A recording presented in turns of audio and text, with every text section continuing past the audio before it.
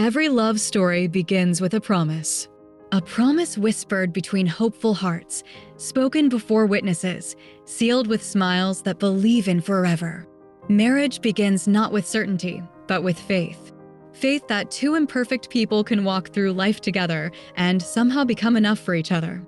Daniel and Amara stood beneath soft lights and louder dreams. Their hands trembled, not from fear, but from possibility. They believed love would carry them. They believed commitment would sustain them. They believed forever was simply time, stretched out endlessly. The early days were tender. Shared meals eaten from the same plate. Late-night conversations that wandered into morning. Inside jokes no one else understood. Small dreams felt enormous because they were dreamed together. A couch became a kingdom. A one-bedroom apartment became a sanctuary. And ordinary days felt extraordinary because love lived in them. To protect her heart, I didn't realize neglect could wound deeper than anger. Oh, Daniel. This is turning out great. It is. I love doing this with you. Me too. But love, untouched by reality, is only a beginning. And beginnings do not prepare us for endurance. Life does not knock before entering marriage. It arrives quietly through bills unpaid, deadlines unmet, and expectations unspoken. Responsibilities grew. Daniel worked longer hours chasing stability. Amara carried silent burdens chasing harmony. They were both trying, but trying alone feels like failing together. Time became scarce. Conversations became logistical. Affection became scheduled, then forgotten. The laughter faded first, then curiosity, then presence. Two people can share a house, yet live miles apart emotionally. Dinner tables became quiet.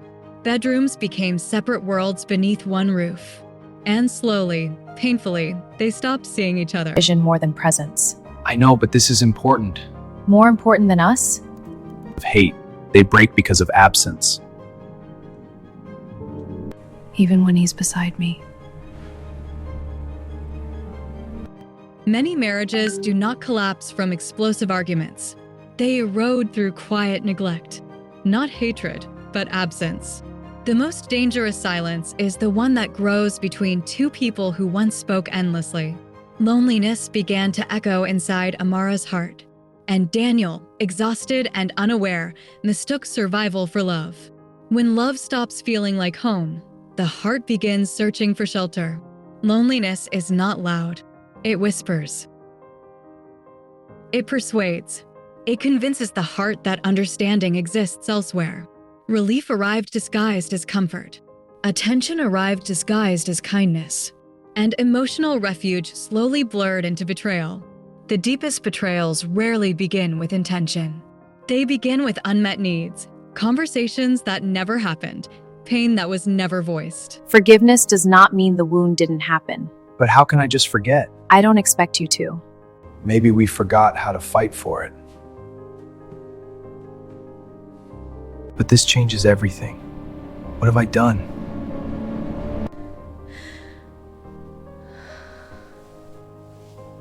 Could you? Amara, please, let me explain. Explain what? You lied to me! I never meant to hurt you. You didn't replace me. You erased me. How could you do this? Amara did not set out to break her marriage. She set out to feel seen. But emotional distance creates openings.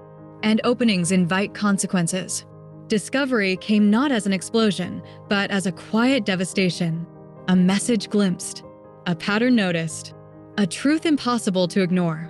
Daniel's world did not shatter loudly. It fractured silently. The room felt smaller. The air felt heavier. And the woman he loved suddenly felt unfamiliar. The deepest betrayal is not always physical. Sometimes it is realizing your partner shared their heart somewhere else. Trust, once broken, does not scream. It collapses inward. Pain entered the house and refused to leave. Words were spoken, then regretted, then replaced by silence. Tears fell in private. Anger surfaced in fragments. Questions lingered without answers. How did we get here? When did love become loneliness? Who failed first? The house that once held laughter now held distance. Two people moved around each other like strangers sharing memory. Forgiveness felt impossible. Explanation felt insufficient. And hope felt naive. Silence became the loudest sound in the marriage. Eventually, separation arrived. Not always physical, but emotional.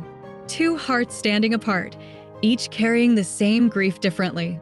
Because betrayal does not only wound the betrayed, it wounds the one who became someone they never intended to be. And in that painful space, both Daniel and Amara confronted themselves. Healing does not begin with reconciliation. It begins with truth. Hard conversations replaced avoidance. Counseling replaced assumptions. Listening replaced defense. For the first time in years, they spoke honestly. About loneliness. About pressure.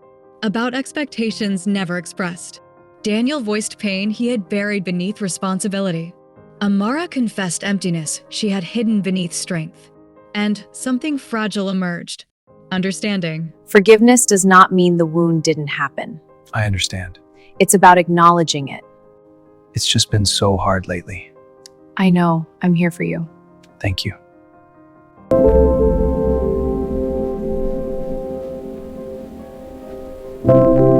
Forgiveness is often misunderstood. It is not forgetting. It is not excusing. It is not pretending the wound never happened. Forgiveness is choosing not to let pain become identity. It is the slow decision, made repeatedly, to move toward healing rather than resentment. Rebuilding looked awkward at first. Awkward dates, careful conversations, tentative laughter. Trust returned slowly, like sunrise after a long night. Brick by brick, moment by moment, choice by choice. Because love after pain is not the same love. It is humbler, softer, more intentional, and sometimes stronger. Not every marriage survives betrayal. Not every story ends with reunion. But every story deserves healing. Daniel and Amara's journey was not about perfection. It was about willingness. Willingness to confront truth. Willingness to sit with pain. Willingness to try again. Forgiveness did not erase their past, but it transformed their future. Because love that endures hardship is not naive love. It is courageous love. A love that understands fragility, yet chooses commitment. A love that recognizes brokenness, yet believes in restoration. If you are hurting in your marriage, you are not alone. If you have made mistakes, change is possible. If trust has been broken, healing can still begin. Love that forgives is not weak. It is brave. It is resilient. It is human. And sometimes, it is the very thing that saves us.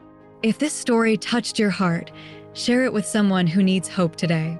Because somewhere, someone is standing at the edge of giving up. And hope, when shared, becomes light.